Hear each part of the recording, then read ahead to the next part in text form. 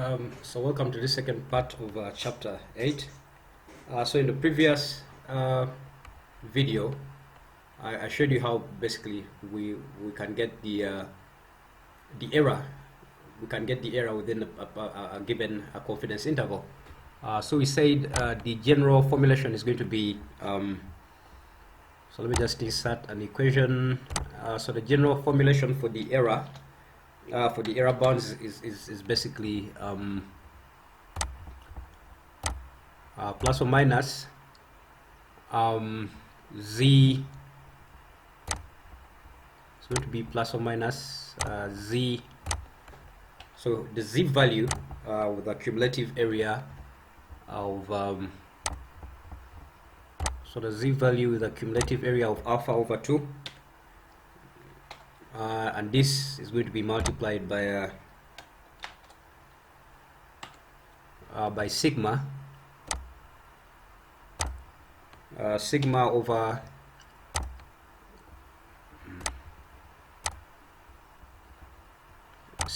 root n.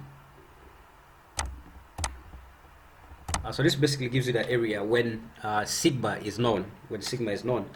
But there's situations in which sigma is unknowable or is simply not known. So so you could think of so many scenarios, because in order to have sigma, it means you must have the entire population, and therefore you can calculate the population standard deviation. But in situations where sigma is not known, then you have to rely on the sample standard deviation. So that means this equation is going to become so you end up using what they call a t-distribution. You end up using what they call a t-distribution. So in a t-distribution, you'd call this t. It is rather. So instead of z, you have what you call a t, and then instead of sigma, because you don't have sigma anymore, you're gonna use the sample standard deviation, and that is going to take the form. So the sample standard deviation is going to be sigma x over root n. So this is going to be the general form for a situation where you do not have where you really cannot compute, you cannot practically compute the sigma. So we could look at our example that we had before, because before we had a sigma of 20 and an n over 100. So if we assume that we actually do not know the if you assume that sigma is actually a sigma x, and we actually do not know the actual sigma, then this would give you. So here you have to look at the t-distribution cumulative probability table, and an example that is given in the book. But maybe before we go there, when you're using a t-distribution, there's what you call a degree of freedom. What they call degrees of freedom. So that degree of freedom is essentially the is going to be essentially your n minus 1, where n is the sample size. It's going to be, why is it doing that? So it's going to be n minus 1. So if your n is 20, then your degrees of freedom are 19. So you use the degrees of freedom. So this is how you're basically going to use the degree of freedom. Let me just go up. I need to get the information for the t-distribution. So here we are.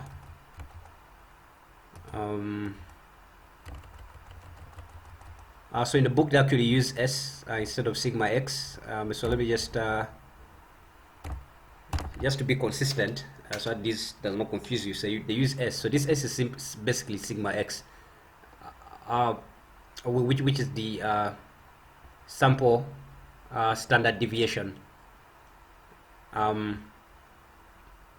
So the sample standard deviation is that over root n. So this is basically for the formula that we had before, and it's going to give and so the error.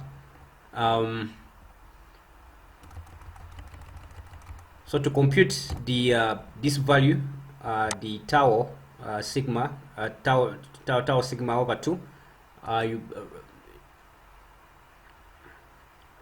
am I saying it right? So rather the tau alpha over 2, you look at the degree of freedom. So we said in our case, if you have 20 elements in the sample, then the degrees of freedom is going to be n minus 1. So it will actually give you 19. And then depending on the confidence interval that you want, yeah?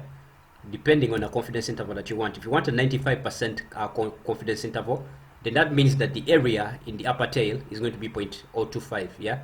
The area in the upper tail, which is the area corresponding, the area corresponding to the z value that we want is going to be 0.025 as before. If you look at our table over here, do we have anything that corresponds to 0.025? Right, it's over here. So for an n, the size of 20, we have 19 degrees of freedom. So this would be the value that we get. So this would be our new this would be our new tau alpha over 2. So we'd have that here. So in this case, it would be this is going to be the value that we get. Then the root n, we have n is 100, so this is going to be 10, and the sample, we are assuming that the what we had before as a population standard deviation is actually a sample standard deviation. So if you compute these values, this would actually be our actual error. This would actually be our actual error. So it's simply an issue of determining for an unknown. When you're using an unknown population standard deviation for an unknown, let me just use the symbol. So if sigma is unknown, then you're going to use a t distribution. Distribution. So the extra step that you have to take is to determine the degrees of freedom. Degrees of freedom is basically going to be your n. It's simply going to be n minus 1. Yeah. Then the rest is simply for you to to substitute in the formula, and we say this is going to be tau. Is going to be tau alpha over 2 times. So everything else is the same. So all you have to do is now to look for the corresponding value of tau, and then and to find the area that you want in the upper tail, and the area is basically is very simple. It's going to be the 1 minus the confidence interval over 2, as we did before. So similarly, you could also do this for the for proportions, because we've been looking at the means so far, but you could also do this for proportions. So again, for proportions, it's going to be a very similar thing that you have already seen before. So for proportions, it's going to be you could have a finite population correction factor, but most of the time we don't actually use it. But we have it's going to be, let me just insert the fraction. So for proportions, you have this formulation of p into 1 minus p, as we had in chapter 7, over root n over root n. So this is how we're going to compute the error. So we need one of these.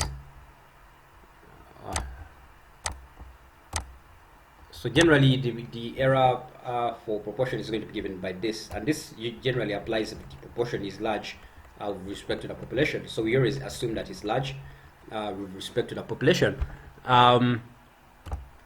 So in any case, I don't know if there's anything that is important that we have to look at. So let me just have a look and see. Yeah. So so in general, you do not really know the population proportion. So in general, what you actually do use is the sample proportion. So you'd have to instead of that, you're gonna have you want to have one of these, an accent. So in general, you use this p tilde to compute. So this p tilde is actually saying that this is actually the sample. You're using the actual sample proportion and not the population proportion. So everything else is really the same. So all you have to do is to substitute values in. So if you had a proportion of 50%, this is going to give you a 0.25 over root n. If you assume that the root n, that Rn is still 100, then it's going to give you it's going to give you whatever that is going to give you. I don't know if you really have an example that we could use. Yeah, so you have an example here. You have a national survey of 900 women golfers conducted blah blah in the Gulf United States. So the survey found that 396 of these women, that 396. Yeah, so you have 900 women golfers. That you found 396 of the women golfers were satisfied with the availability. So you want to use this proportion to find the error, the possible error in this proportion. Or the other thing I forgot is that you assume this is a normal probability distribution. So you're going to have z alpha over 2. So you're going to have z alpha over 2 here. So this is a normal, it's not a t distribution that you're using here. Yeah. So you're going to have z, then you're going to have the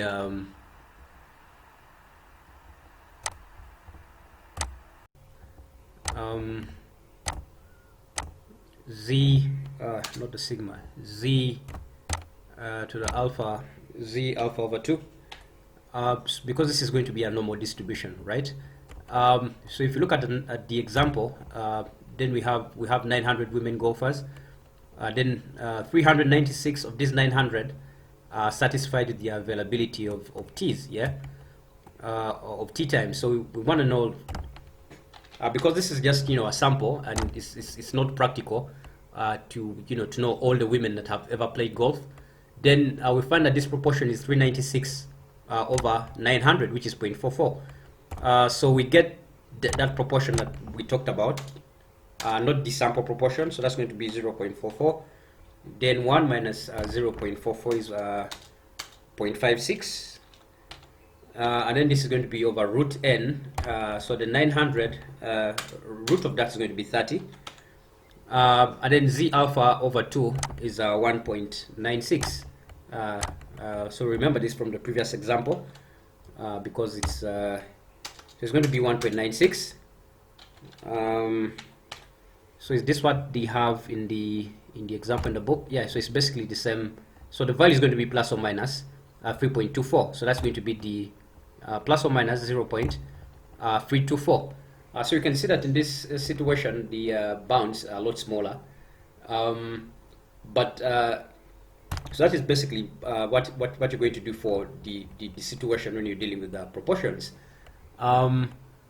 I think that pretty much brings us to the end of chapter 8.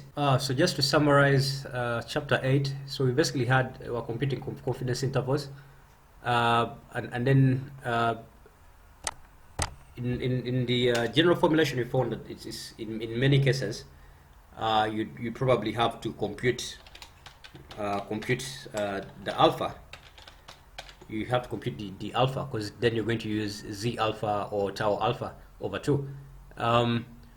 So we did this for the mean and the proportion, yeah, for the mean and the proportion. And we had for the mean we had two situations where the first situation is when the population standard deviation is known, where you assume that the sample standard deviation is actually whether the sample mean follows a normal distribution. And then you have the second situation where the population standard deviation is not known. So in this case, you use a t distribution for the sample distribution, and I showed you how because in this situation you have to compute the degrees of freedom, and I did show you how you can use this information to find the area at t alpha over 2 in the t distribution table. You also looked at the situation where you have the proportion when you're trying to get the error bounds for the proportion. And we do assume that the proportion distribution actually follows a normal distribution. And the other thing to note is that you actually use the sample proportion instead of the population proportion, because it is assumed that this is usually impractical to obtain. So this pretty much sums up chapter 8.